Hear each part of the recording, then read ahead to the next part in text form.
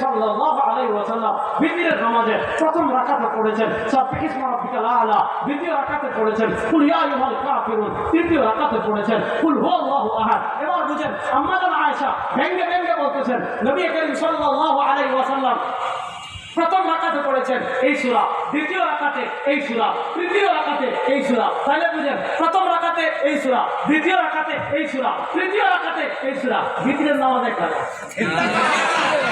আরো বুঝেন, প্রথম রাকাতে এই সূরা, দ্বিতীয় রাকাতে এই সূরা, তৃতীয় রাকাতে এই সূরা।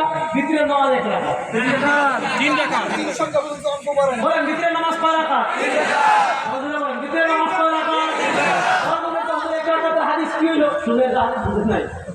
আছে আল বিত্রু রাকাতুন ফি আখিরিল লাইল। শুনেন, মূল কথা হলো নবী করিম সাল্লাল্লাহু আলাইহি ওয়াসাল্লাম রাতে দুই রাকাত করে তাহাজ্জুদ করতেন। ইমাম ইবনে হিব্বান রাহিমাহুল্লাহ সহিহ ইবনে হিব্বানে হাদিস এনেছেন, নবী করিম সাল্লাল্লাহু আলাইহি ওয়াসাল্লাম বলেন সালাতুল লাইল মাসনা মাসনা মাসনা মাসনা মাসনা। নবী করিম সাল্লাল্লাহু দুই রাকাত করে পড়তে থাকতেন। যখন সবে সাদিক হতো আওতারা বিরাখা এক রাকাত বিতির করতেন। তাহলে আগে দুই দুইয়ের সাথে এক বিতির, দুই আর এক মিললে এক। আগে দুই চলতেছে, সাথে এক লাগাইছেন, দুইয়ের সাথে এক লাগলে এক হয়। কত হয়? বিতিরের নামাজ কয় রাকাত? এক রাকাত কোন নামাজ। নাহা রাসূলুল্লাহ সাল্লাল্লাহু আলাইহি ওয়াসাল্লাম আনিল বুতায়রা। ইমাম ইবনে আব্দুল বার মালিকি আল ইস্তিসকার হাদিস এনেছেন। ইমাম ইবনে আব্দুল বার মালিকি আত-তামহিদ হাদিস এনেছেন। সরওয়ারুল আলম আমাদেরকে বুতায়রা থেকে নিষেধ করেছেন। বুতায়রা মানে কি?